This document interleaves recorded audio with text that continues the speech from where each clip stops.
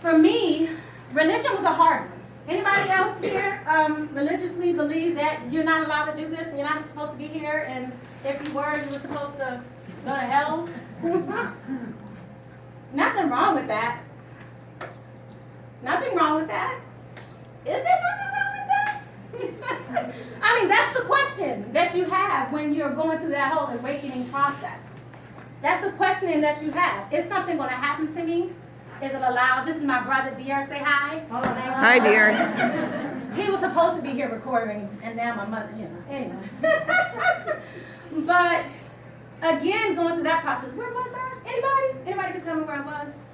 You're talking about that you feel not okay with this path, that you should be staying behind those church doors, hiding. Basically. Fear. Absolutely.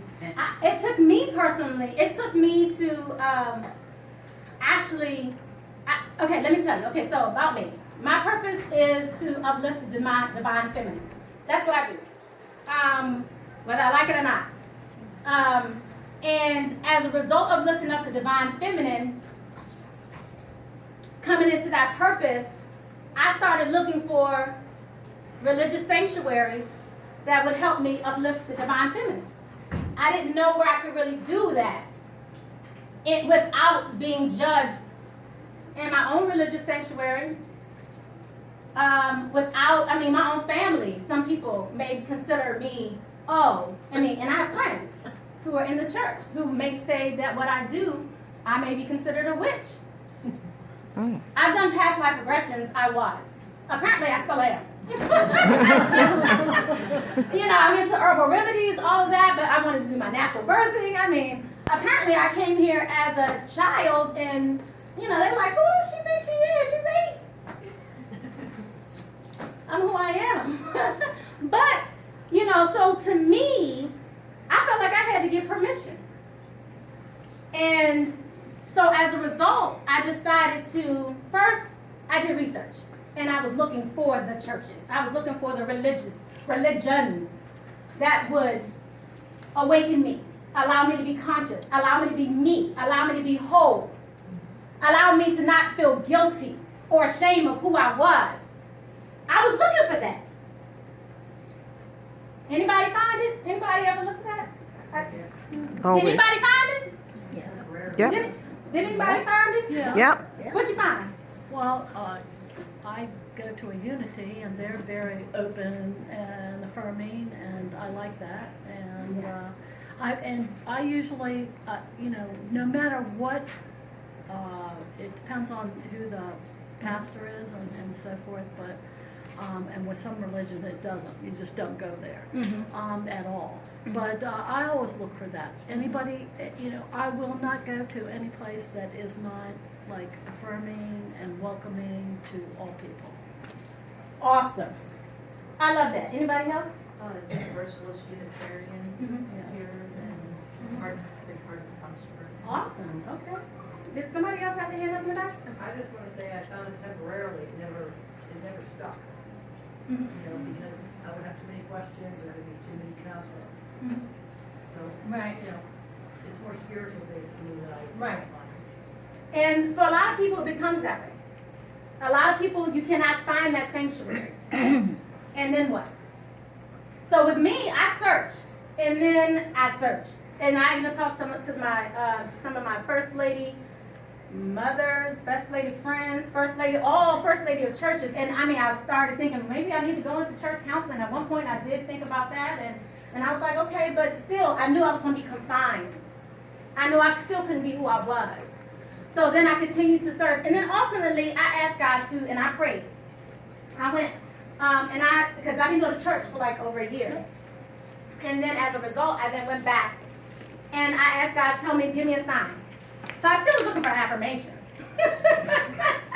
I still didn't feel comfortable being myself. But I went, and I was surprised to hear a message that said that you have your power. Now, I think everybody took it differently, of course, right? I think it depends upon where your level of thinking and your level of your consciousness is. But to me, I took it as, go with it. I knew he wouldn't agree. But I just wanted to hear that, and I need that confirmation. So as a result, over time, I continue to move forward in my path, not feeling guilty. And when anybody asks me today, and I've been in church since I was young. By the way, I'm not two guys. I just want to let you know I'm over 40. I know y'all probably thinking. I've been through some things. But, you know, when I went through that, that allowed me to finally come to my power. So I still come up against people on a regular basis who say, well, you grew up in the church, so what makes you think this is okay? What makes... And really, honestly, it required me to go through a lot of challenges to stand up here today to even tell you it's okay. I don't see a problem with it. And I want you all to get there as well.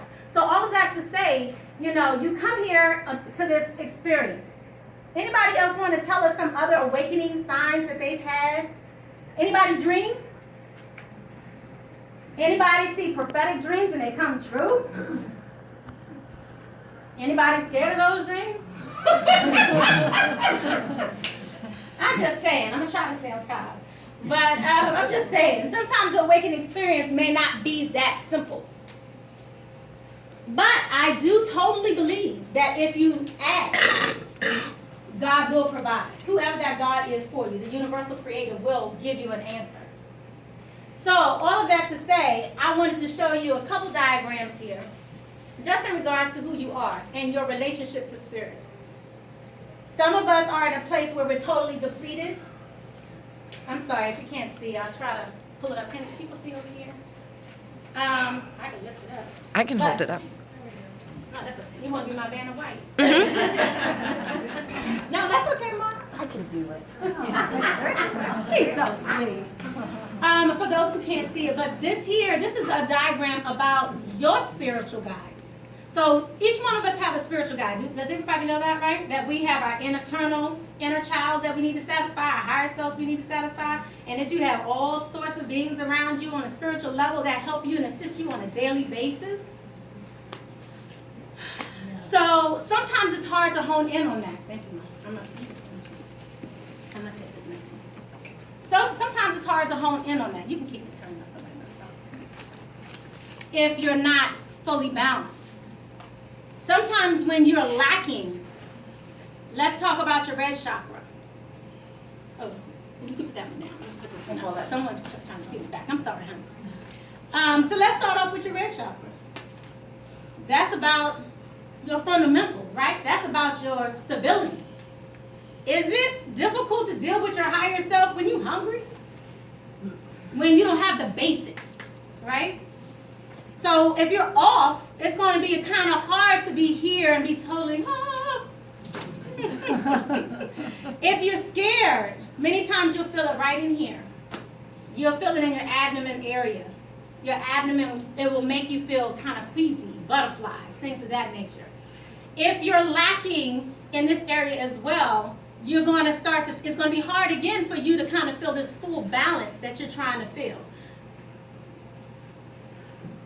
Then we have, so we have the solar plex, the yellow, we have the heart chakra, and God forbid you go through loss.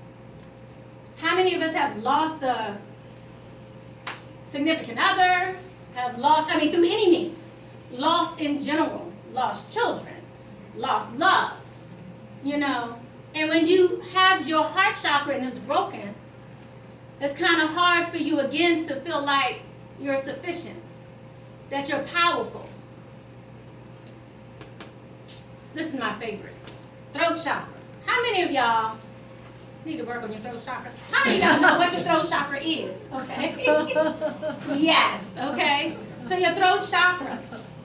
Speaking up for yourself. Creating boundaries. Making sure others respect you. Right? Making sure you are creating boundaries to receive respect. Or moving people out of your life. Speaking up on your own behalf. How many of you feel comfortable doing that in your everyday lives when it comes to work, when it comes to your children, when it comes to your husbands or wives? And you can't, and it's a little difficult sometimes, right? So it's going to be hard for you to have that full balance if you don't have that as well. Third eye. That's the woozy.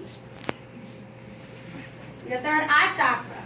If your third eye chakra is not on point, then you can't intuit what's going on around you, even though somebody's saying one thing, they're doing another. And you see something totally different, internally, your heart, you know something totally different. How many of you been in, I'm not going to say this, relationships? And you just know, like, okay, something a little shaky. What you just said doesn't add up. So your third eye helps you with that. So the awakening helps you with all of that. And of course your crown chakra. Thank you, Mommy. I appreciate it. Thank you. Right? Thank you. Everybody give her a hand. Thank you, Mommy. I'm like, are your arms tired? Thank you. It's okay. Thank you. And I'll lift up this last one. So, question is for the day. Question for the day. Where are you?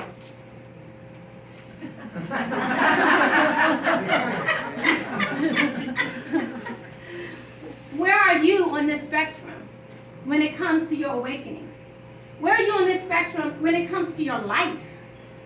Where are you on this spectrum when it comes to your healing? This is what we want to concentrate on, because when you're going through your awakening process, of course you want to be here, but life has you sometimes here. And sometimes you're crawling your way back to here, let alone here. By the way, this is you being empty, right? Half, a little more. This is you being full. But I dare to say, you can't give until you're here. This is the overflow. I told y'all I came from church background. I'm just saying. Y'all heard that before, right? Right. Being full, and then there's the overflow, right? Your cup Can you see? I'm sorry. Okay. So that's what we want to talk about, really, is because the point is, it's hard for you to be any of those things, be anything to anybody, husband, wife, child, mother, brother, sister, cousin, being anything to anybody, your coworkers, all of that. If you're here, you're suffering. If you're here, you're suffering. And if you're giving, all you're doing is going down more and more, right? If you're giving from your overflow, then you're still full. You're still good. So, thank you, Mommy. Thank you. So, what I want you to all walk away from today is about pouring back into yourself. If you're here and you need to be filled and you don't know how, wow, do I feel like I'm about to go into the end of a church sermon? Lord. If you're here, I dare to say you may need assistance to get to here, like I said, let alone here. This requires letting go of some things. Letting go of some things so you can rise back up again. This requires you just taking time out for yourself. I'm telling everybody to kick rocks. Anybody know what that term means? Kick rocks? Right here, this is what you need to say. If you're here, everybody else, this is what we're going to say. Kick rocks. Everybody, you can't do anything for anyone.